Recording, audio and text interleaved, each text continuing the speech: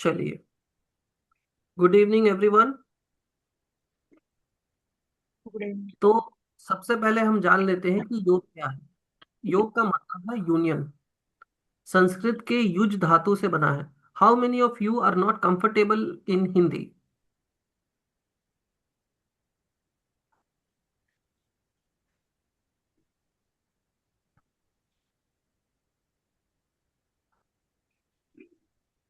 Is here anyone who is not comfortable in Hindi? I'll explain in English.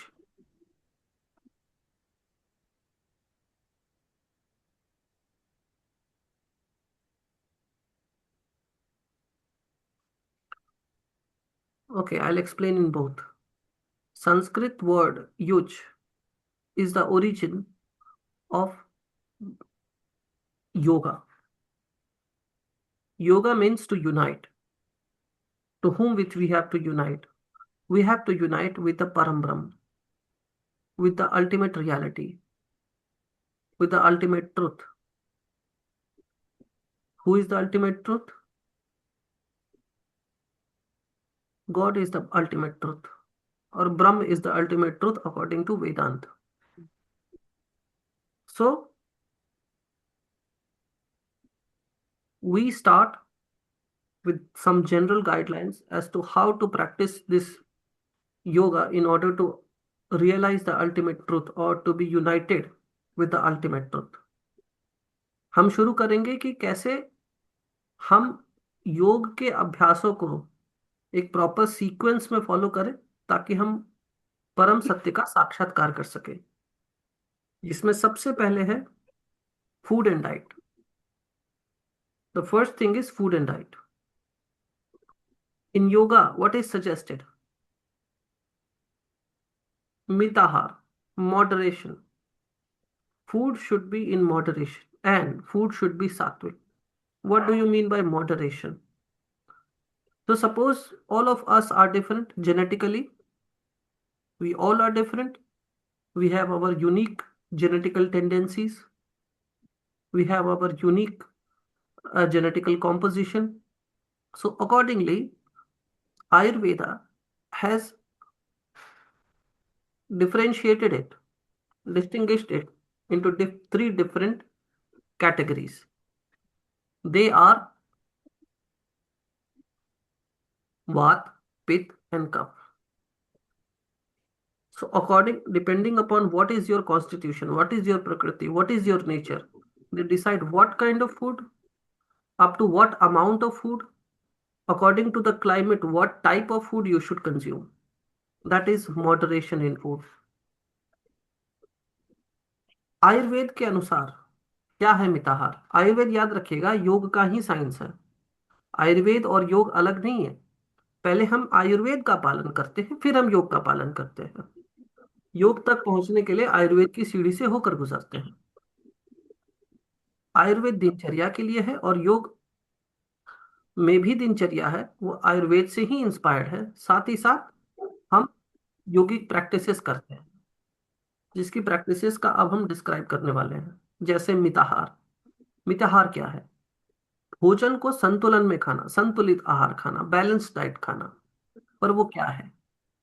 संतुलित आहार का मतलब है जैसी हमारी प्रकृति है। आयुर्वेद ने हमें तीन प्रकार की प्रकृति बताई है। वो तीन प्रकार की प्रकृतियां क्या है? वात, पित्त और कफ। आयुर्वेद के अनुसार हमारी तीन प्रकृति है, वात, पित्त और कफ। इन तीन प्रकार की प्रकृति को हम ध्यान में रखते हुए जब अपना भोजन डिसाइड करते हैं कि किस मौसम में क्या खाना है, किस टाइम पर क्या खाना है, दिन में कब क्या खाना है, कब क्या नहीं खाना है, कैसे खाना है, कैसे नहीं खाना है, ये सब आयुर्वेद डिसाइड करता है। और उस हिसाब से फिर हम अपने यौगिक प्रैक्टिसेस डिजाइन करते हैं। वात वालों के लिए अलग यौगिक प्रैक्टिस होगी, पित्त वालों के लिए अलग और कफ वालों के लिए अलग। ये है मिताहार। सबसे पहले हम आहार की बात करें तो मिताहार में ऐसा करते हैं। तो योग करने से पहले, before practising yoga, you should practise yoga with empty stomach. इधर you should not eat after, I mean, if you're practicing yoga, make sure that your stomach is empty from last 4 hours, 3 hours at least. The general suggestion is 3 hours at least you should give empty stomach. That's why it is prescribed that in the morning you should practice because your stomach is empty. And if you ate, then you should at least give 1.5 hours at least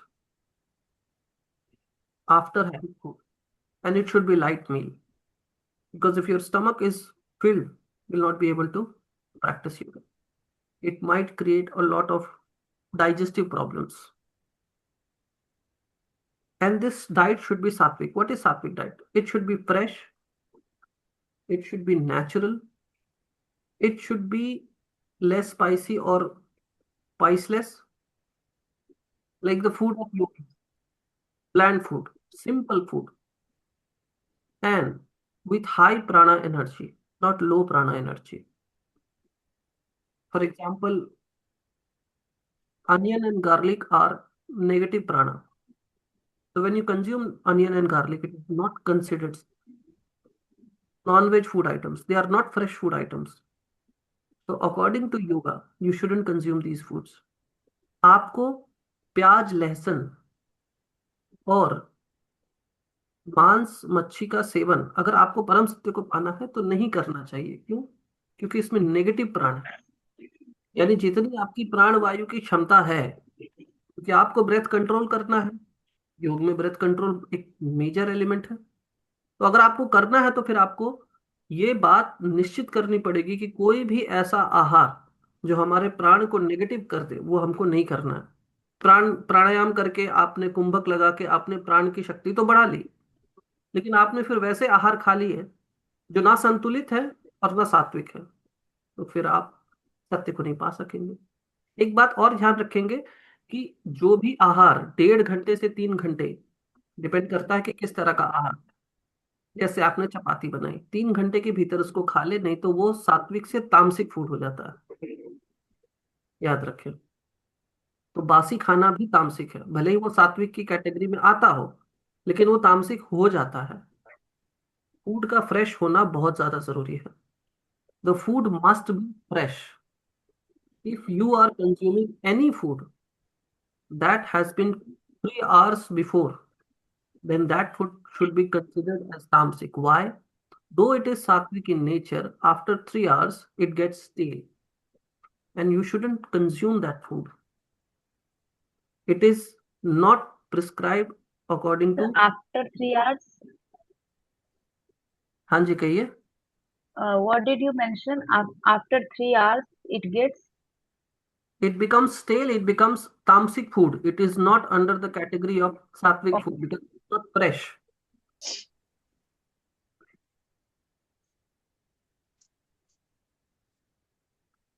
For example, uh, I'm talking about cooked foods. I'm not talking about vegetables or I'm not talking about fruits.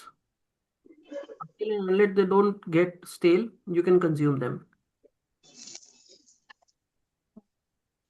Okay. So it should be fresh. It should be uh,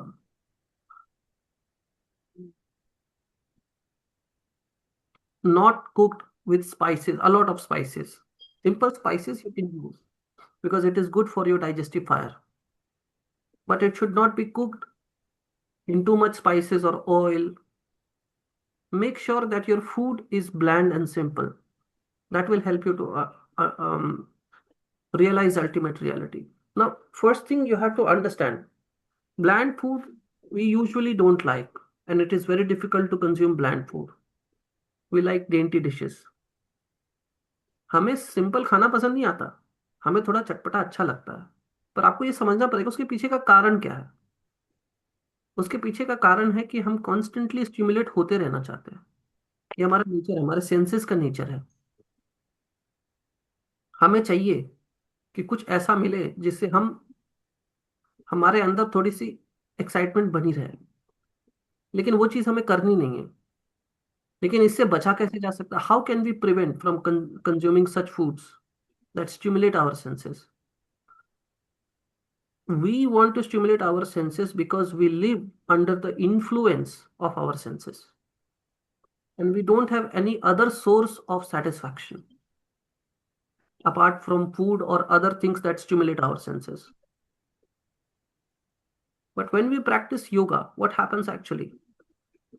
All the hormones that is necessary for us to feel peaceful, calm, tranquil, and internal satisfaction, all are released during yogic practices. योग अभ्यास करते समय वो तमाम सकारात्मक ऊर्जाएं हमारे अंदर उत्पन्न होने लगती हैं, जिससे हमें ऐसा लगता है कि हमें अब बाहरी चीजों के प्रति आश्रित नहीं होना पड़ेगा, डिपेंडेंट नहीं होना पड़ेगा कि भाई हमें वो खाना ही खाना है। नहीं, हमारा इंटरनल सेटिस्फैक्शन ही बढ़ जाता है। जैसे जैसे आप योगिक प्रैक्टिसेस करोगे, आपका इंटरनल सेटिस्फैक्शन बढ़ता चला जाएगा, जिसके कारण आपका जो डिपेंडेंस है टेस्टी फूड्स के ऊपर, वो कम हो जाएगा और धीरे धीरे खत्म हो जाएगा। But never ever try to change your diet और habits immediately, that will create withdrawal symptoms. As a psychologist, I never ever suggest anybody to change their habits immediately. This is very dangerous. There should be gradual withdrawal from everything, not an immediate withdrawal. You cannot go into immediate pratyahar. Pratyahar means withdrawal of senses from outside world to your internal world. It is not immediately possible. You go through a certain sequence and then only it is possible. आप अचानक से प्रत्याहार की अवस्था में नहीं जा सकते। प्रत्याहार का अर्थ क्या है? कि अपने इंद्रियों को अपने भीतर ले आना, लेकिन वो अचानक से संभव नहीं है। उसके लिए आप एक सीक्वेंस पे योगिक प्रैक्टिस फॉलो करते हो। यम, नियम, आसन, प्राणायाम, मुद्रा बंद, षट क्रिया, तब जाकर आप प्रत्याहार की स्थिति में आ पाते हो, उससे पहले नहीं आ पाते। ठीक है। Then the second one is, you should wear very loose and simple clothes. It's about clothing and environment. The second sequence in this chronology is you should wear simple and loose clothing. That should be comfortable. A lot of people wear a lot of tight clothes while practicing yoga. That is not recommended. For physical exercise, it's okay. But for all other exercises, for asanas, it's okay. But for other exercises, it's not okay. Because your skin also breathes. It must breathe as much as possible. आप योग अभ्यास करते समय, एक second, किन्हीं का link open नहीं हो रहा है।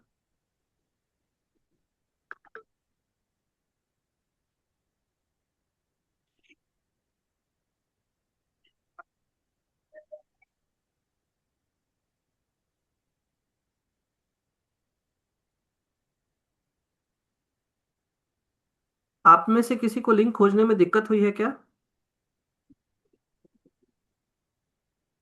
No sir. चलिए ठीक है। No sir. क्योंकि लिंक, कई लोगों की शिकायत आ रही है कि लिंक नहीं मिल रहा उन्हें, तो इसीलिए। सर ये जो लिंक सर फ्रेश भेजते हैं ना 5 मिनट पहले, उससे प्रॉब्लम होती है। जो ऑलरेडी है पिंड मैसेज में है उसमें, उससे प्रॉब्लम नहीं होती एंटर करने में। हाँ, वो आपको, ये थ्योरी की क्लास जो है ना, उसका लिंक फिक्स रहता है, बाकी लिंक चेंज होते रहते हैं। ये थ्योरी का लिंक बिल्कुल फिक्स रहेगा। हाँ लेकिन सर जो इसी थ्योरी के सेशन के लिए जो सर लिंक भेजते हैं ना 5 मिनट पहले, वो उससे ओपन होने में कई बार दिक्कत होती है। अच्छा अच्छा, ठीक है। आप एक बार बात कर लेंगे टीम से, तो वो आपको बता देंगे। ठीक है। जी सर। प्रीति जी का अभी मैसेज आया है, लिंक ओपन नहीं हो रहा उनका।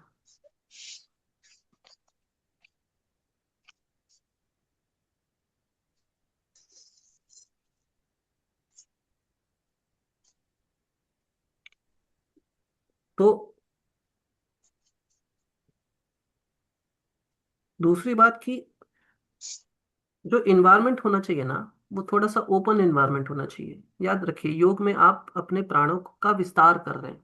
You are expanding your breath, you are expanding your prana. So if you're wanting to expand your prana and oxygen level is low, there is low ventilation all around. Then do you really think that you can succeed in pranayama? Not possible. Your skin will not breathe in properly. That will not help you in yoga. So make sure that your environment is highly ventilated. अपने आसपास के वातावरण को highly ventilated बनाकर रखें, ताकि जब आप सांस लेते हैं और सांस छोड़ते हैं तो आपको प्रॉपर ऑक्सीजन मिले। बंद कमरे में योग नहीं किया जाता। खिड़कियां खुली होनी चाहिए और वायु आने देनी चाहिए। वैसे तो हठ योग के अनुसार इस साधना को ऐसी जगह करनी चाहिए जहां पर शांति हो, जहां पर बहुत अच्छी मात्रा में और बिल्कुल पॉल्यूशन नहीं होना चाहिए। अब जैसे दिल्ली में मैं रहता हूँ, यहाँ पॉल्यूशन बहुत है। आप में से कई लोग ऐसी जगह पर रहते होंगे मेट्रोपॉलिटन सिटीज में या फिर टीयर 2 सिटीज में भी, जहां पर पॉल्यूशन लेवल बहुत हाई है। तो वहां पर सर करना कहाँ पे चाहिए। रहते हैं आप? मैं रहता हूँ मुखर्जी नगर। ओ, दिल्ली में? हाँ, दिल्ली में वहां तो बहुत पोल्यूशन। बहुत पॉल्यूशन, बहुत ज्यादा। आप 3-4 मकान छोड़कर नहीं देख पाते सुबह के समय में, ऐसी स्थिति आ जाती है।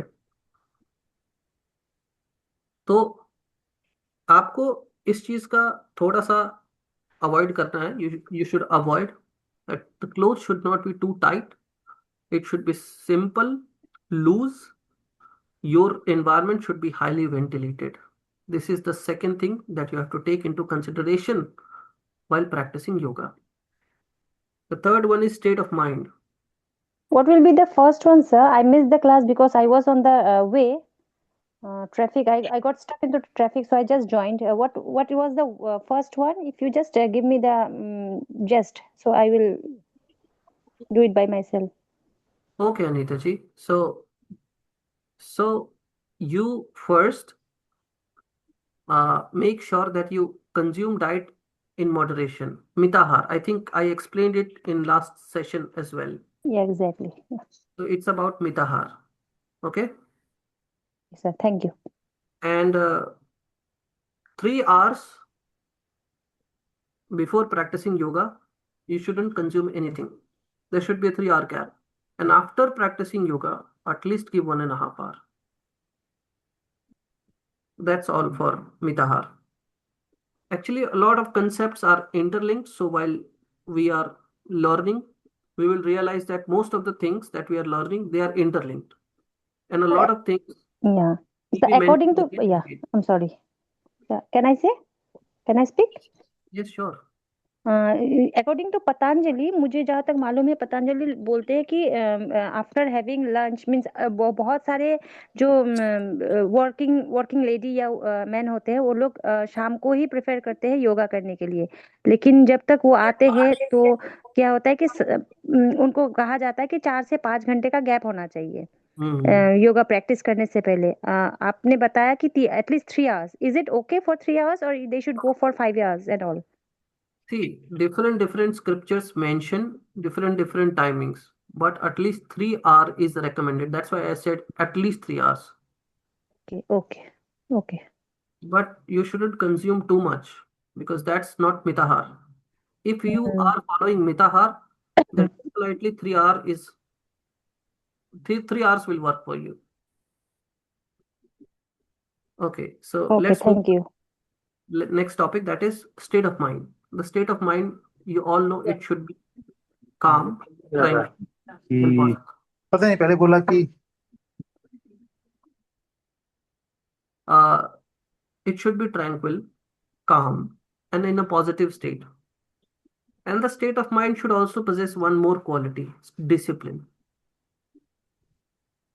Whenever you are practicing yoga, you should be disciplined. आपको बिल्कुल शिष्टाचार का पालन करना है, एक भी दिन छोड़ना नहीं है।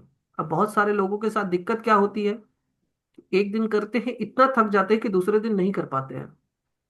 आपको याद है, मैंने आप सबों को, जो पिछले बैच वाले हैं और नए बैच वालों को भी बता दूं, सेम बात है। मैंने कहा था कि जब तक आपके प्राण संतुलन में है, जब आपकी ब्रेथ रिदम में होती है, तब तक आप नहीं थकोगे। आप थकते कब हो? जब ब्रेथ रिदम से बाहर चला जाता है। इसीलिए आपकी जो स्पीड है उसी के हिसाब से कीजिए योग। आप कब बहुत ज्यादा थकते हो? आपने गौर किया? ब्रेथ आउट ऑफ सिंक हो जाती है। ब्रेथ के रिदम को बना कर रखो, देखो कभी नहीं थकोगे। अगर आपके ब्रेथ का एक्सपेंशन बहुत ज्यादा बढ़ जाता है, तो आपने सुना होगा कि योगी बहुत लंबी दौड़ दौड़ जाते हैं। जी। रनर्स का क्या होता है, उनका ब्रेथ इतना एक्सपेंडेड रहता है कि वो लंबी दौड़ दौड़ जाते हैं। एथलीट्स के साथ यही होता है। When your breath is in sync with your body, you are able to stretch yoga practices, you are able to follow discipline. When it is not in sync with your body, when the breath is not in sync with your body, you're not able to continue your yoga journey. That's why a lot of people, after feeling fatigue, they don't want to continue their yoga practices the next morning. So if you follow this, you will be consistent in yogic practices, and make sure that there is no too much extra fatigue, because fatigue is also not conducive for yoga. So while choosing your yoga plan, make sure that it is not too much exhausting for you. It should not exhaust you too much. Otherwise, there is 100% surety that you will not practice it. A lot of you might have understood through experience that when you practice a lot of yoga, the next morning you don't want to do it. There's a lot of pain in your body, in your spine. There's a lot of fatigue. So make sure that everything should be balanced, because yoga is all about balance. Yoga is all about balance. According to Bhagavad Gita, yoga is all about balance. What is Ayurveda? Ayurveda is all about balance. Ayurveda will not suggest you to increase one prakriti and decrease the other one. It will suggest you to balance all the prakritis.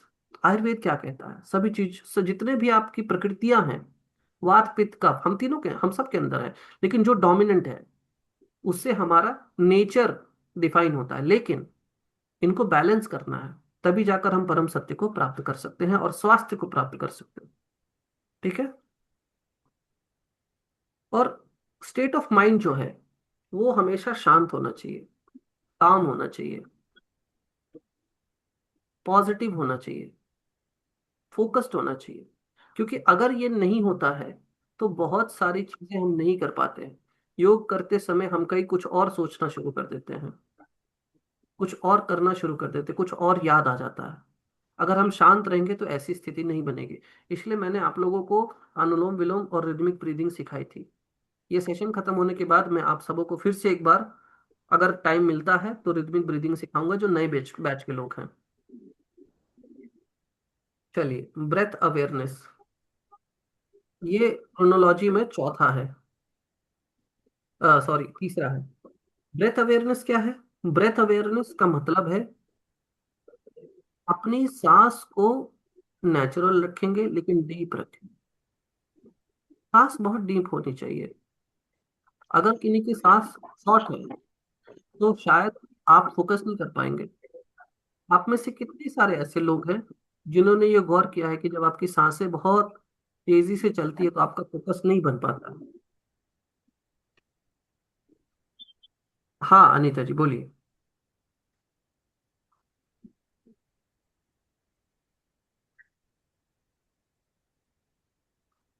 हाँ, unmute कर लीजिए खुद को। हाँ हाँ जी जी, जब मैं बहुत स्ट्रेस रहती हूँ, याद वो करने के बाद जब बहुत ब्रीदिंग होता है तो मैं मेडिटेशन नहीं कर पाती हूँ। मैं जब भी हम्म। फोकस आती हूँ, बार बार मेरा फोकस ब्रेक हो जाता था। तो इसमें मेरे योगा सेशन कंप्लीट करने के बाद मैं शवासन में रहती हूँ कुछ देर। ब्रीदिंग जब कंट्रोल में होता तभी मैं जाके मेडिटेशन करती हूँ। हम्म।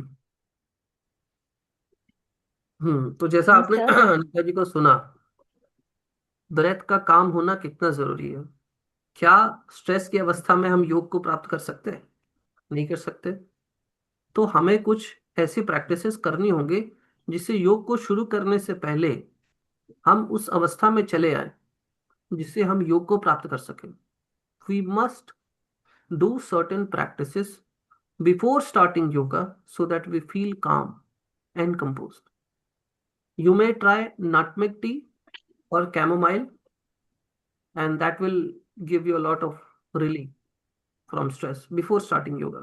This you can try. And water. Sir हाँ। सर मतलब आज ऐसे मेरे से योगा नहीं हो रहा था, कुछ भी नहीं हम्म। हुआ, सेशन भी मैं नहीं लगा पाई। लेकिन मुझे ऐसा था कि मैं मेडिटेशन में बैठी रहूं। ऐसा क्यों हम्म। हो रहा था? जैसे थोड़े बीपी की दिक्कत लग रही थी, लो में था, कभी हाई हो जाता है कभी लो हो जाता है। तो मेरे हम्म। से मतलब बड़ी मुश्किल से मैंने कर तो लिया, लेकिन ऐसे हो रहा था कि धक्के से कर रही हूँ, हो नहीं रहा है मेरे से। फिर मैं मेडिटेशन में बैठी तो मुझे वहां पे आराम मिला मेडिटेशन में। हाँ, तो आपका बॉडी ऑलरेडी एग्जॉस्ट हो चुका है, और एग्जॉस्ट होने के बाद फिर आपको रिलैक्सेशन की ही जरूरत पड़ती है। मैंने ज्यादा किया ही नहीं, मेरे से हो ही नहीं रहा था, सुबह भी नहीं हुआ, अभी भी नहीं हुआ, मेरे से हो ही नहीं रहा था।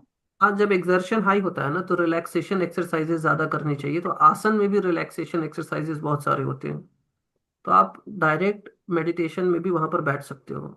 आसन का काम क्या होता है? आसन का काम होता है कि आपको फिजिकल स्ट्रेस जितना भी है उसको रिलीज करते, ताकि आप रिलैक्स होकर बैठ सको।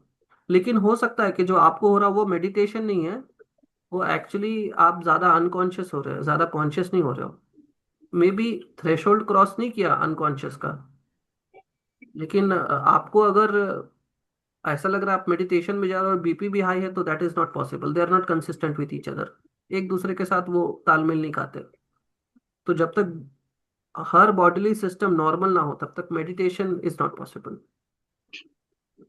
तो रिलैक्स हो सकते हैं, आप रिलैक्स्ड फील कर सकते हैं, मेडिटेशन इज नॉट पॉसिबल। क्योंकि आप एक जगह पहले कॉन्सेंट्रेट करके देखो, फिर आपको पता चल जाएगा कि आप मेडिटेशन में हो कि रिलैक्सेशन में हो। मेडिटेशन में भी रिलैक्सेशन होता है, एक्सर्शन में भी रिलैक्स लग रहा था ना, ब्रीदिंग के ऊपर फोकस करके रिलैक्स लग रहा था मुझे, तो मैंने कहा ठीक है मैं हाँ। बैठूंगी बस, अब कुछ नहीं करूंगी, मैं बैठूंगी बस। फिर आपने ब्रीदिंग के ऊपर फोकस करके किया तो आप मेडिटेशन कर रहे थे। हाँ ब्रीदिंग पे ही किया मैंने। हाँ, तो फिर तो आपकी उसमें अच्छा लग रहा था, फिर मुझे मैंने कहा ठीक है, तो मैं ये फिजिकल नहीं करूंगी, तो मैं ये ब्रीदिंग ही करती हूँ, ये सही लग रहा था। जब भी, इनफैक्ट आप सभी में से किसी को भी अगर ऐसा लगे कि बहुत ज्यादा एग्जॉस्टेड है, तो आप सिर्फ ब्रीदिंग पर फोकस करके रिलैक्स कर सकते हो। ठीक है। और अपनी योगिक प्रैक्टिसेस अपने हेल्थ कंडीशन के अकॉर्डिंग, अपने प्रकृति के अनुसार डिजाइन करें, नहीं तो नहीं करें। ठीक है। सर मेरा एक यस। क्वेश्चन है। जब भी हम लोग योगा करते हैं ना तो अच्छी तरीके से पूरक रेचक और कुंभक करने से थकावट ज्यादा नहीं होती है, ये सही बात है क्या? हाँ, बिल्कुल सही बात है। तो फ्रेश हो। पर्सनली तो मेरा एक्सपीरियंस मैं कहना चाहती हूँ कि जब भी मैं योग स्टार्ट करते हैं तब तो थोड़ा 10-15 मिनट वार्म अप कर लेते हैं, बाद में सूर्य नमस्कार हो जाता है। हम्म। तो जनरली मैं अपने आप में ऑब्जर्व करती हूँ कि मैं थकती नहीं हूँ, मतलब सूर्य नमस्कार जब तक हो जाता है ना तब मैं थकती नहीं हूँ। तो हम्म। मेरे जो सारे जो मेरे साथ योग करते रहते हैं ना तो वो लोग ना बहुत थकावट महसूस करते रहते। ये जो मैं थकती नहीं हूं ना, तो ये मेरे मतलब क्या है, इसको क्या कह सकते हैं, मतलब अच्छी है या बुरी है, पता नहीं चल रहा है मुझे। नहीं, आप थकती नहीं है तो अच्छी बात है, आपने फ्लो पकड़ लिया है। जिनका अच्छा। फ्लो में आ जाता है उनको फिर थकावट नहीं होती है। अच्छा जी। तो ब्रीथ के ऊपर ध्यान देकर आसन करने से इंसान हाँ, थकता नहीं। हाँ, हाँ, ये सिंक में होना चाहिए। मैंने इसी सेशन में बताया कि हम्म। बॉडी मूवमेंट के साथ ब्रेथ का सिंक होना बहुत जरूरी है। Yes sir. Thank you. Kashmira ji, okay. थकना क्या होता है एग्जैक्टली?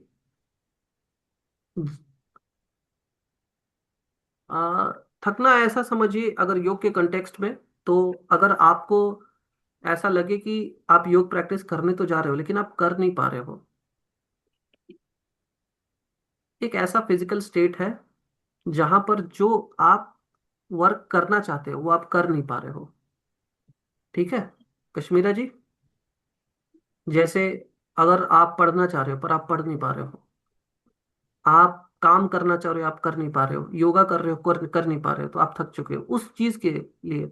कई बार क्या होता है कि अब जो काम में आपका फ्लो है उसमें तो आपको थकावट भी हो तो भी आप कर लेते हो, लेकिन जिस काम में आपका फ्लो नहीं है उस काम में आप नहीं कर पाते हो। आपने गौर किया है? आप नहीं कर पाते उस काम को। यस। तो समझ जाइए कि जिसमें आपका फ्लो नहीं है, आपको कॉन्शियस एफर्ट ज्यादा लग रहा है और उतनी एनर्जी आपके पास बची नहीं है, तो आप थक चुके हो। लेकिन उसी तरह से अभी अ, मैं नाम भूल गया, नाम था इनका। कश्मीरा जी। नहीं नहीं, कश्मीरा जी से तो बात हुई अभी। पुष्पा जी ने कहा कि वो फ्लो में योग कर पाती है और वो थकती भी नहीं। तो वो फ्लो में आ चुकी है इसलिए वो नहीं थकती है। किसी भी काम को जब आप लगातार कंसिस्टेंटली करते हो ना, तो फिर वो चीज़ आपको थकाती नहीं, उल्टा एनर्जी ही देती है। बिल्कुल हो सकता है किसी काम को स्टार्ट करने से पहले, क्यों नहीं हो सकता है कि आपके बॉडी में इतना न्यूट्रिशन ही ना हो, आपका बॉडी इतना वेल रेस्टेड ही ना हो कि जितनी एनर्जी की जरूरत है उतनी एनर्जी आप उसमें डाल सको।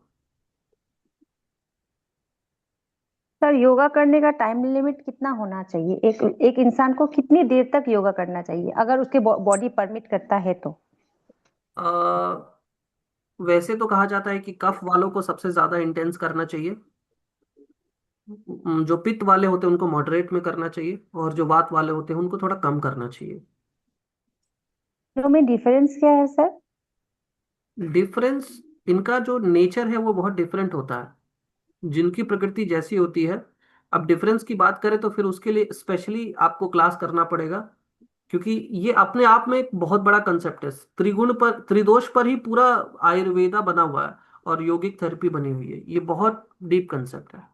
ऐसा समझिए 3 मेजर कैटेगरीज हैं जिसके अकॉर्डिंग हमारे नेचर को डिवाइड किया गया है। उस हिसाब से आपको योगा करना चाहिए। तो आपकी जो भी प्रकृति है उसके हिसाब से आप अपना योगा डिजाइन करें। और आपका टाइम के साथ साथ जैसे जैसे फ्लो बढ़ेगा आपका टाइम ड्यूरेशन भी बढ़ेगा। हो सकता है कफ वाला है लेकिन उतनी एनर्जी उसकी बॉडी में नहीं रहती है, तो वो शुरुआत आधे घंटे से ही करे। मैं तो कई लोगों को बोलता हूँ कि आप 5 मिनट रूल इस्तेमाल करो, 5 मिनट ही करो। उसके बाद धीरे धीरे वो बढ़ेगा। अगर आपने 1 साल लगातार किया तो 5 मिनट से आप शुरू करोगे, 1.5 घंटे पर जाकर एंड करोगे, और 1.5 घंटे में भी फ्लो रहेगा। मैं हम जो 45 मिनट्स में स्टार्ट की थी मैंने। 45 मिनट्स एवरी डे, 45 मिनट्स हाँ हाँ वीकली 5 डेज मैंने शुरू हाँ की थी। 45 डेज, 45 मिनट्स वीकली 5 डेज। हाँ लेकिन हाँ अभी मेरा फ्लो बढ़ते बढ़ते 1.5 आवर से ज्यादा हो जाता है। मैक्सिमम हाँ मेरा हाँ 2 आवर्स चले जाता है, मतलब मेडिटेशन प्राणायाम सब इंक्लूडेड। लेकिन मैं इतनी एग्जॉस्ट नहीं होती हूँ, मैं बहुत रिलैक्स्ड हो जाती हूँ। उसके बाद मैं और ज्यादा एनर्जेटिक हो जाती हूँ सारे हाँ दिन के हाँ। लिए। बिल्कुल बिल्कुल, वो इसीलिए होता है कि जब प्राणा एनर्जी बॉडी में बढ़ती है तो हम फ्रेश महसूस करते हैं। तो ये तो होएगा ही होएगा। चलिए हम नेक्स्ट टॉपिक पर मूव ऑन करते हैं। कुछ सेफ्टी प्रिकॉशंस, शायद मैं बता रहा हूँ कि आपको मैंने बता ही दिया, फिर भी मैं बता दूं कि बहुत ज़्यादा बॉडी एग्जॉस्टेड हो तो नहीं करना चाहिए। बॉडी में बहुत ज़्यादा फूड हो तो नहीं करना चाहिए, थोड़ा सा इंतज़ार कर लेना चाहिए। हार्ट रेट बहुत ज़्यादा हाई है तो लेस इंटेंस करना चाहिए। आप में से सभी लोग हिंदी समझते हैं, या फिर अगर कोई ऐसे हैं जिनको हिंदी नहीं समझ में आती, यस। प्लीज समझते हैं सर। कोई भी ऐसे हो जिनको हिंदी में दिक्कत हो, मैं उस वक्त ही इंग्लिश में ट्रांसलेट कर दूंगा। Okay yes. चलिए। जब भी आपके बॉडी में कोई डिस्कम्फर्ट हो आपको अवॉइड करना चाहिए। अब नी में पेन हो रहा है, स्पाइन में बहुत ज्यादा पेन हो रहा है, तो आप बस स्पाइन के पेन को दूर करने वाले प्रैक्टिसेस कीजिए। जैसे जिनको पैल्पिटेशन बहुत हाई रहता है ना, उनको सिर्फ पवन मुक्तासन सीरीज 1 करनी चाहिए, क्योंकि वो लेस इंटेंस है और वो आपके जॉइंट्स की मूवमेंट करने से आपके टॉक्सिन्स को रिलीज करता है। टॉक्सिन्स हमारे जॉइंट्स में जाकर इकट्ठा होते हैं अकॉर्डिंग टू आयुर्वेदा। अगर आप जॉइंट मूवमेंट करते हो तो टॉक्सिन्स रिलीज होते हैं। इसलिए इन बातों का आपको ख्याल रखना है। हालांकि पूरी तरह से रिलीज नहीं होते हैं, पूरी तरह से रिलीज करने के लिए पंचकर्म या षटकर्म करना होता है, लेकिन एटलीस्ट बेटर होता है सिचुएशन। ठीक है। Yes yes. Sir Yogita here. Yes. Hello. हाँ हाँ बोलिए। हाँ सर, मैं ऐसा बोल रही थी एक्चुअली योगा को लेकर मुझे जैसे दो ऑर्थोपेडिक्स डॉक्टर है, मुझे हम्म। सर्वाइकल एवरी ईयर मुझे फिजियोथेरेपी लेना पड़ता है और थोड़ा पेन है, तो भी मुझे इंटरेस्ट है योगा में लाइक। तो पर मुझे डॉक्टर्स हमेशा यही कंसल्ट करते हैं कि आप स्विमिंग करो, योगा आपके लिए नहीं है। तो ऐसा लाइक होता है कि सर्वाइकल पेन वालों के लिए योगा नहीं है, कि you don't should do yoga, आपको योगा करना ही नहीं है, आप गो फॉर पिलाटेस और गो फॉर स्विमिंग। बट मुझे उन दोनों चीज में इंटरेस्ट ही नहीं है, तो I want to ask that. हाँ देखिए, क्या है ना, अलग अलग फील्ड के लोग जो होते हैं वो एक जनरल अंडरस्टैंडिंग रखते हैं दूसरे फील्ड की। तो आपको अगर सर्वाइकल का इशू है तो योग में क्या करना चाहिए, ये आपको एक योगा थेरेपिस्ट बताएगा, ये आपको एक योगा इंस्ट्रक्टर नहीं बताएगा। ऐसी स्थिति में क्या होता है, डॉक्टर्स बेसिकली, हम सभी लोग क्या जानते हैं, हम सब जाते हैं योगा इंस्ट्रक्टर के पास और हमको लगता है कि वो सब कुछ बता देगा, पर ऐसा होता नहीं है। और यही कारण है कि डॉक्टर आपको ये सजेस्ट कर रहे हैं, वो अपनी जगह पर सही है, पर अगर आप योगा थेरेपिस्ट अच्छा। के पास जाएंगे तो वो आपको बताएंगे नहीं, सर्वाइकल के पेन के लिए आपके पास है, वहां ओके ओके ट्रीटमेंट के लिए प्लान पूरी तरह से तैयार रहता है, तो आपको सब नहीं करना। ठीक है। Okay okay okay, thank you. Sir, may I add something? Yes. Uh, actually, in cervical, being from medical field, so actually in cervical pain, you are not supposed to bend your spine again and again. That's why they are suggesting you to do straight exercises, which doesn't include bending of your spine. That's why. So you can do, I think those okay you should not do those yoga which includes bending of your spine. Okay correct. Okay, correct. Thank you. हर बीमारी के लिए एक specialised therapy होती है योगा में, जो कि आप जाकर, उसके भी स्पेशलाइजेशंस होते हैं, सर्वाइकल के भी स्पेशलिस्ट होते हैं, उनके पास जाकर आप ठीक करा सकते हो।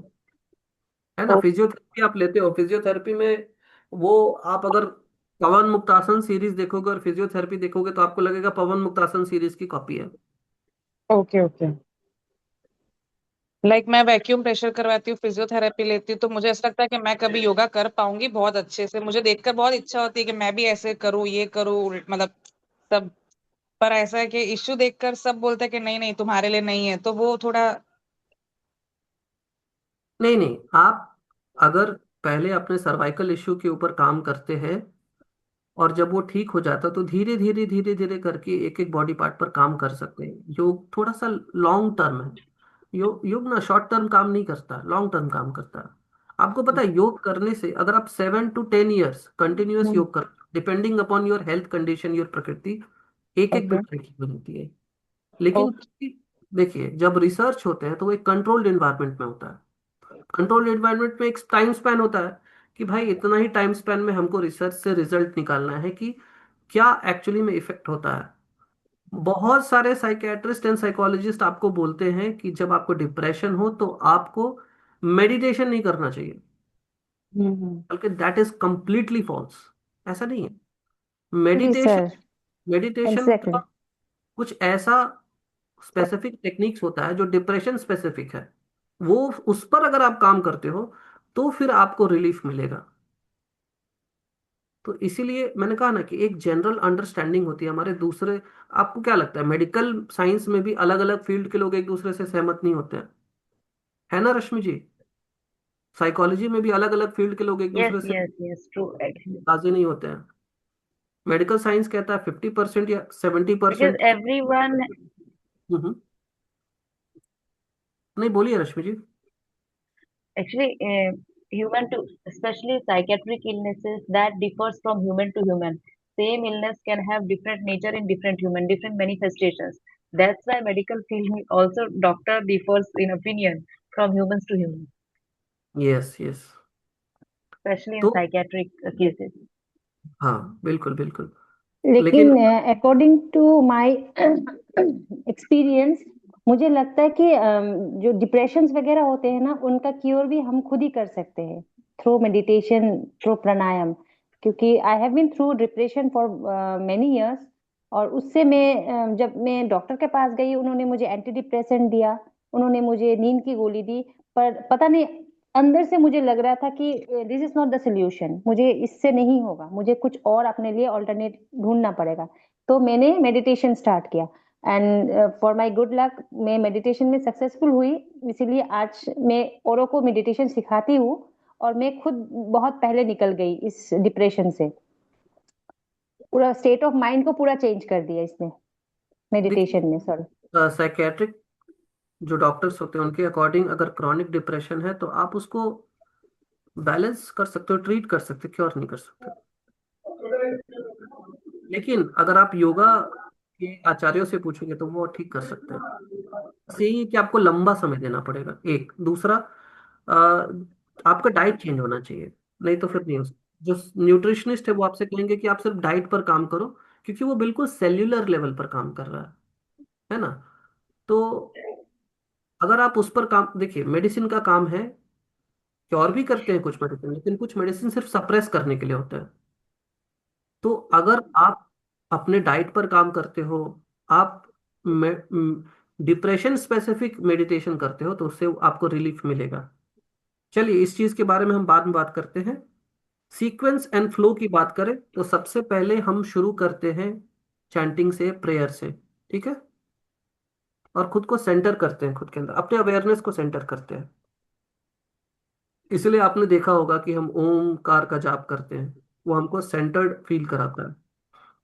कुछ वार्म अप एक्सरसाइजेस करते हैं, जैसे सूक्ष्म व्यायाम, पवन मुक्तासन सीरीज 1 2 3। फिर हम करते हैं आसन, जो फिजिकल पॉस्चर्स है, ताकि हमारी बॉडी स्टेबल हो जाए। फिर हम करते हैं प्राणायाम, यानी ब्रेथ को कंट्रोल करते हैं और ब्रेथ की कैपेसिटी को बढ़ाते हैं। उसके बाद हम जो ध्यान के प्रोसीजर्स है, जिसमें प्रत्याहार आता है, धारणा आती है, ध्यान आता है, यानी तो पहले हम अब सेंसेस को अपने अंदर लाते हैं आसन प्राणायाम के बाद। उसके बाद उन चीजों पर ध्यान लगाते हैं जो हमारा फोकस है। जैसे कोई किसी पॉइंट पर कर रहा है, कोई किसी भगवान पर कर रहा है। और शुरुआत में क्या होता है, हमारा ध्यान भटकता है, लेकिन धीरे धीरे धीरे धीरे धीरे ध्यान एकाग्र होने लगता है और फिर हम रिलैक्स हो जाते हैं। जैसे किसी काम को शुरुआत में जब आप करते हो तो फोकस बहुत लगता है। आपको पता है हैबिट चेंज करना इतना मुश्किल क्यों है? क्योंकि आपको फोकस करना होता है उस हैबिट पे। लेकिन एक समय के बाद जब आप उसमें फ्लो में आ जाते हो तो एफर्टलेस हो जाता है। तो ध्यान भी वही चीज है कि पहले आप फोकस करने की कोशिश कर रहे थे, अब आप फोकस्ड हो। Muscle memory, yes, muscle memory. Last में हम करते हैं रिलैक्सेशन एंड क्लोजिंग प्रेयर, है ना। शुरुआत में हो सकता है हमने गणपति जी की चैंटिंग करी है, और लास्ट 2 बार 3 बार कह के शांति शांति शांति कह देते हैं। फिर Uh, जब आप आसन की प्रैक्टिस करते हैं ना, रश्मि जी आपको कुछ पूछना है? sir, we will start with prayer, right? And end with prayer. Yes. So is there any specific prayer for starting? जब भी हम शुरुआत करते हैं तो हम गणपति भगवान की प्रेयर से शुरू करते हैं और एंड करते हैं शांति मंत्र से। ठीक है। हम और भी मंत्रों से स्टार्ट कर सकते हैं, गायत्री मंत्र से भी स्टार्ट कर सकते हैं।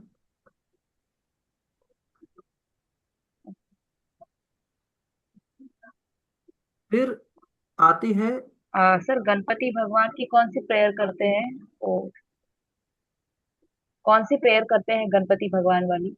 आई डोंट नो, गायत्री मंत्र तो पता है। नहीं भगवान गणपति का आप कर सकते हैं, वक्रतुंड महाकाय सूर्य समप्रभ निर्विघ्नं कुरु मे देव सर्व कार्येषु सर्वदा। जो भी कर्म करने के लिए जा रहे हैं हम, उसमें विघ्न से आप हमारी रक्षा करें, हम भगवान से यही प्रार्थना करते हैं। और अंत में शांति शांति शांति, क्योंकि हमको शांति प्राप्त करनी होती है, शांति से ही ब्रह्म की उपलब्धि होती है। फिर हम आते हैं अवेयरनेस एंड अलाइनमेंट। जब भी आप आसन कर रहे होते हैं तो आपका ब्रेथ, आपकी बॉडी, और एक एक सेकंड,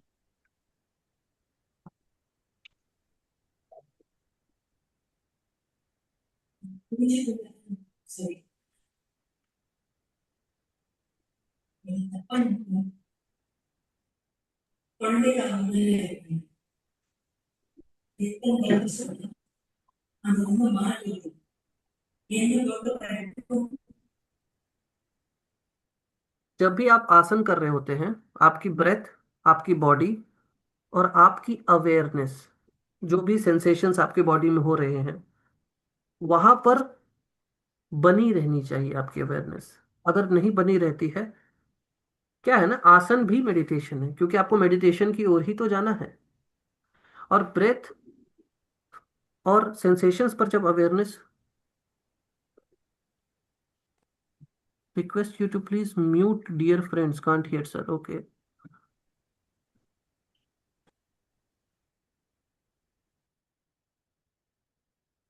तो जब भी आपकी ब्रेथ, आपकी बॉडी और आपके सेंसेशंस पर एक साथ आपकी अवेयरनेस बनी रहती है, तो आप एक्चुअली आसन करते समय भी मेडिटेशन को एक्सपीरियंस कर सकते हो, प्राणायाम करते समय भी एक्सपीरियंस कर सकते हो।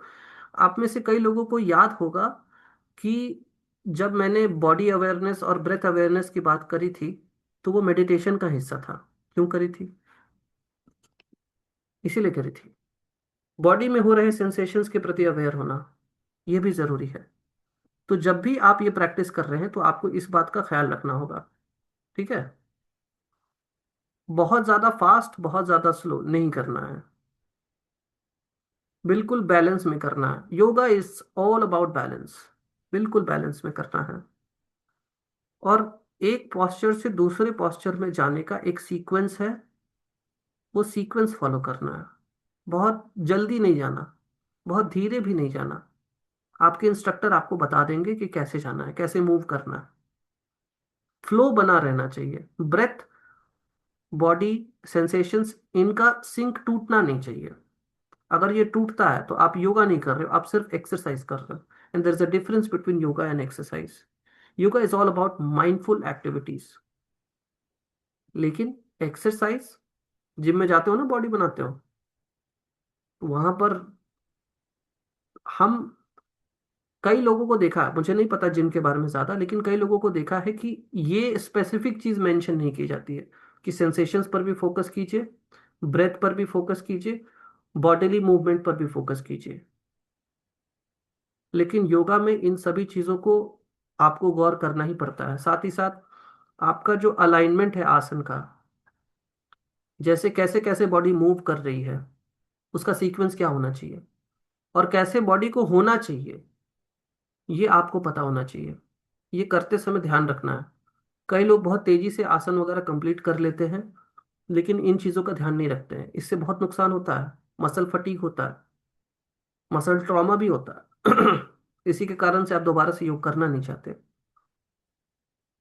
फिर आप 3 से 5 मिनट का रेस्ट लो।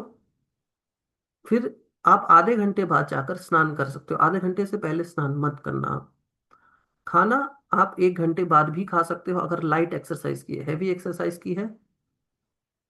हर जगह थोड़ा सा डिफरेंट डिफरेंट सिनेरियो है, लेकिन जो स्कूल ऑफ फिलोसफी से मैं आता हूँ, 1.5 घंटे का फासला होना चाहिए। फिर भी अगर बहुत जोर से भूख लगी है, 45 मिनट्स का फासला रखिए, लेकिन 45 मिनट्स बाद ही खाइए, ठीक है? जो बिगिनर्स है ना, उनको एडवांस, उनको आसन से तो शुरू ही नहीं कराना चाहिए, उनको सूक्ष्म व्यायाम से शुरू कराना चाहिए।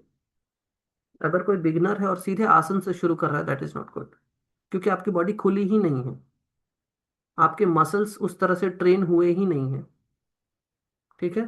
तो आपको शुरुआत में ड्यूरेशन भी आपका कम होता है। अगर आपको कोई ये कहे कि ये वाले आसन करो और इसमें 10 काउंट्स तक रुको, और आपके बॉडी में पेन होना शुरू हो जाए, तो आपको उस वक्त रिलैक्स कर लेना चाहिए। क्योंकि अगर आपका उस वक्त पेन बढ़ गया ना, तो नेक्स्ट आसन को आप फॉलो नहीं कर पाओगे। That's why there is a difference between a yoga instructor and a yoga therapist, they are specialised. हाँ, लेकिन जब हम ग्रुप में करते हैं तो हम one size fit for all करते हैं, लेकिन आप अपने कंफर्ट का भी ध्यान रखें। ठीक है। फिर आता है कि जो एल्डरली लोग हैं या जो एजेड लोग हैं, उनको उनका योगा थोड़ा सा अलग होता है। उनके लिए कुछ प्रॉप्स आते हैं, कुछ इक्विपमेंट्स आते हैं जिनकी मदद से वो करते हैं, या चेयर पर वो करते हैं, या वॉल की मदद से करते हैं। तो उनके लिए योगा थोड़ा सा अलग है, और उनकी इंटेंसिटी थोड़ी लो होती है, क्योंकि एज अलाउ नहीं करता है। ठीक है। प्रैक्टिसेस की मॉडिफिकेशन उनके लिए अलग है। जो विमेन है, उनका अगर मेंस्ट्रुएशन का टाइम चल रहा है, तो इस चीज का बहुत ध्यान रखना चाहिए कि बहुत स्ट्रेनियस प्रैक्टिस नहीं करनी चाहिए। मैंने कहा ना कि जब आप थके हुए हो तो आप थोड़ा सा कम करो और थोड़ा लेस इंटेंस करो। इससे आपकी बॉडी फटीग नहीं होगी। इससे आपके बॉडी में जो एनर्जी लेवल है वो अचानक से नीचे नहीं जाएगा। तो आप बहुत ज्यादा नहीं करें जब आपको मेंस्ट्रुएशन का टाइम चल रहा है। ड्यूरिंग प्रेगनेंसी उसके लिए अलग कैटेगरी ऑफ योगा है ना। पोस्ट प्री के लिए अलग अलग कैटेगरी योगा है। पेरी के लिए अलग कैटेगरी ऑफ योगा है। तो जो लोग प्रेग्नेंट होने से पहले, फिर प्रेग्नेंट होने के दौरान, और प्रेग्नेंट होने और बच्चे होने के बाद जो योगा करते हैं ना, उसके लिए स्पेसिफिक योगा आसन एंड प्राणायाम होते हैं। तो इन चीजों का आपको ध्यान रखना है। अगर आपका कुछ हेल्थ कंडीशंस है तो भी आपको ध्यान रखना। मैंने शुरुआत में ही कह दिया था कि अपने हेल्थ कंडीशंस को ध्यान में रखते हुए ही योगा करेंगे। ठीक है। फिर जो पतंजलि के यम नियम है उसका पालन करेंगे। यम नियम आपको नेक्स्ट क्लास में बता दिया जाएगा, या आने वाले क्लासेस में बता दिया जाएगा। ठीक है। ये कुछ ऐसे डिसिप्लिन हैं जो आपको फॉलो करने होते हैं अपने भीतर, और समाज में जो आचरण आप कर रहे हैं उससे रिलेटेड। फिर रेस्ट का पूरा ध्यान रखना। अगर आप रेस्ट नहीं करोगे, आप रिकवर नहीं करोगे। रिकवर नहीं करोगे, थके थके आधे अधूरे मन से करोगे, कुछ नहीं होने जाने वाला है। जो बेनिफिट्स है वो ये है कि आपकी फ्लेक्सिबिलिटी, स्ट्रेंथ, स्टेमिना तीनों इंक्रीज होती है। आपका ओवरऑल बॉडीली फंक्शंस इंक्रीज होता है, चाहे वो डाइजेशन हो, चाहे वो रेस्पिरेशन हो, चाहे ब्लड सर्कुलेशन हो, जो भी आप कह सकते हो, चाहे वो हार्मोनल बैलेंस हो, सब कुछ इंप्रूव होता है। फोकस इंक्रीज होता है, कंसंट्रेशन इंक्रीज होता है, बॉडी, माइंड, इमोशंस, स्पिरिट यानी सोल, सब में एक हार्मोनी बन जाती है। आप पूरी तरह से एक इंटीग्रेटेड स्ट्रॉन्ग पर्सनालिटी बन जाते हो।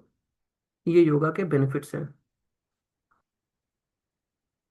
अगर आप बहुत इंटेंस योगा करते हो, जैसे मैंने कहा कि किसी को सर्वाइकल का इशू है ना, किसी को इशू है डाइजेशन का, बहुत बुरी स्थिति है उसकी, किसी को लंग्स से रिलेटेड इशू है, किसी को बीपी से रिलेटेड इशू है, तो आपको कॉन्ट्रा इंडिकेशंस देखने के बाद ही योग करना चाहिए, नहीं तो नहीं करना चाहिए। That is very harmful for you.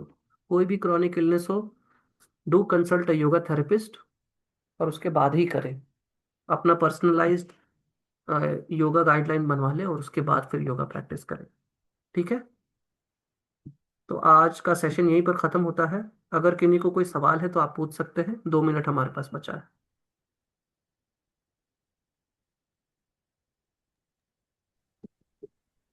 Sir, किसी को भी अभी हेल्थ इश्यूज की वजह से ऑपरेशन वगैरह हो जाते हैं ना, तो हम्म। ऑपरेशन हो जाने के बाद कितने दिनों तक हम लोग योगा नहीं कर सकते हैं, और कितनों दिन के बाद हम योगा स्टार्ट कर सकते हैं? कितने देखिए, दिन? डिपेंड करता है आपकी बॉडी कैसे रिकवर कर रही है। आपके डॉक्टर आपको बता देंगे कि इतने दिन का आपको रेस्ट चाहिए ही चाहिए, उसके बाद ही आप कर सकते हो। मतलब किसी को भी ऐसे अपेंडिक्स वगैरह, गॉल ब्लैडर का ऐसा ऑपरेशन वगैरह हो जाने के बाद कितने दिन के बाद हम लोग योगा स्टार्ट कर सकते हैं? मैंने कहा ना, हर किसी की बॉडी अलग अलग है। अब जैसे कफ वाला है तो उसका बॉडी जल्दी रिकवर होता है, लेकिन वात वाला है उसकी बॉडी थोड़ी लेट से रिकवर होती है। तो जिसकी बॉडी जितनी जल्दी रिकवर होगी, डॉक्टर उस हिसाब से सजेशन देते हैं। तो ऐसे मेंशन नहीं है योग में कितने दिन के बाद योग करना चाहिए, ऐसे नहीं कुछ? नहीं, वो डिपेंड करता है कितनी जल्दी आपने रिकवर किया है। Yes sir, thank you. हाँ निकिता जी सर बोलिए। सर अगर मैं सपोज 2 दिन भी योगा नहीं करती हूँ हम्म, तो मुझे वो 2 दिनों में कॉन्स्टिपेशन ज्यादा होता है। इसका मतलब है आपका वात बढ़ा हुआ है। पित्त पित्त बहुत होता है फिर मुझे। नहीं तो वात लेकिन पित्त। हाँ, तीसरे दिन में अगर करूंगी, अगर हम्म, सपोज मैं तीसरे दिन करती हूँ तो बॉडी रिलैक्स हो जाती है, कोई प्रॉब्लम नहीं होती बॉडी में। आ, ये वात का इश्यू है कॉन्स्टिपेशन। तो आप अपने वात को बैलेंस कर लीजिए, उससे वो ठीक हो जाएगा। ठीक है, चलिए हम इसको यहीं पर एंड करते हैं, हमारी टाइम खत्म हो चुकी है।